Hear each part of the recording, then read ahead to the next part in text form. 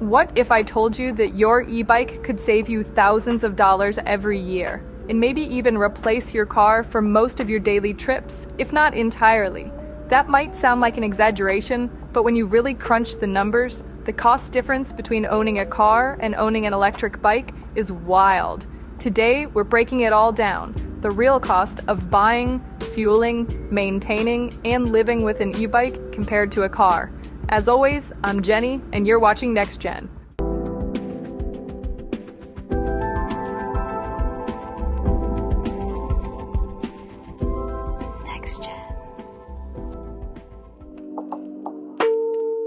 Let's start with the obvious, purchase price. The average new car in the US now costs nearly $50,000. That is a huge number, and depending on your specific situation, it might not even include taxes, dealer fees, or interest if you finance it.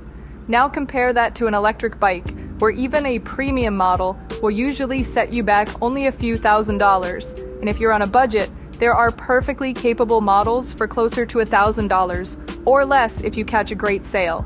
Even if you buy a really nice e-bike and add a lot of accessories, you're still spending less than just the sales tax alone on a new car. So yeah, kind of a big difference. Now let's talk about keeping that vehicle moving. For a gas car, you're probably spending at least $100 a month on fuel. More if you drive a lot or live somewhere with higher prices. And that doesn't even count the environmental cost. Meanwhile, what about for an e-bike? Charging it costs maybe 10 to 30 cents per full battery, and that'll take you anywhere from 20 to 60 miles depending on your bike and how you ride it. If you do the math, that's like getting 500 to 1,000 miles per dollar. Even electric cars don't come close to that level of efficiency, which we should also talk about. Yes, electric cars can definitely save you money on fuel compared to a gas car, since charging up costs less than filling up with gasoline. But unless you're one of the lucky people getting free charging at work, there's a good chance you're still spending $25 to $50 per month on electricity to charge an electric car. Meanwhile, most e-bike riders don't even spend a single dollar per month on charging their e-bike. It's kind of crazy when you realize how little electricity an e-bike actually uses. Now here's where it gets even better. Car insurance, that's $100 to $150 per month on average, even more if you're under 25 or have a less than perfect driving record. E-bikes, most don't even need insurance at all. If you want extra coverage though, there are specialty e-bike policies that cost maybe $10 a month. And then there's parking. Depending where you live, cars often require paid spots, permits, garages, or meters. E-bikes, you can usually lock them up for free right at your destination. Plus, there's no DMV fees, no smog tests, and no annual registration. It's a win across the board. Car maintenance is another money pit. Oil changes, brake jobs, timing belts, tire rotations, it adds up fast. Even maintenance on an electric car still costs a lot. A cheap car repair could be $500 or more. And if something major goes wrong, you might be looking at thousands of dollars. In contrast, e-bike maintenance is incredibly simple and cheap. Keep your chain lubed, your tires pumped, and your brakes adjusted. Most years, you might spend $100 or less on maintenance for the entire year.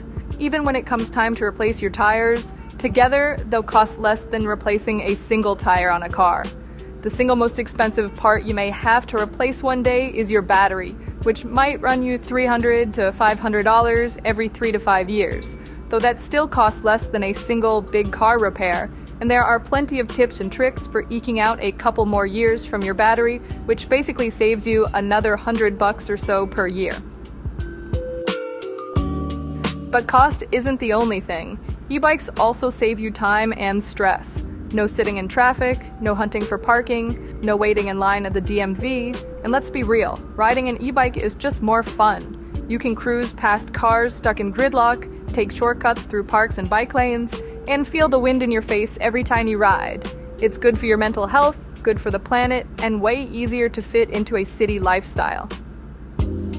Now, will an e-bike replace every car for every person? No, of course not. If you have a big family, long rural commutes, or through cities where bike lanes don't exist and it's dangerous to ride on the street, or frequent heavy hauling needs, You'll probably still need 4 wheels sometimes. But for most people, an e-bike can replace at least some of their trips, and for many people living in an urban area, an e-bike could even replace a majority of their car trips. Commuting, errands, school runs, weekend rides, grocery runs, all sorts of things. And if you pair it with the occasional rideshare or rental car for longer trips, you might just ditch your car entirely and never look back. So are e-bikes cheaper than cars? That's not even a question. They absolutely are. And they're not just cheaper, they're smarter, simpler, and a lot more fun. If you've made the switch, let me know in the comments below what helped you make the decision, or what surprised you the most about moving many of your car trips to an e-bike or a bicycle. And if you're still thinking about it, hopefully this video helped you see the math a little more clearly. If you liked the video, I hope you'll subscribe to help me grow my channel. That's it for now. I'm Jenny. Stay charged, stay curious, hit subscribe, and I'll see you next time.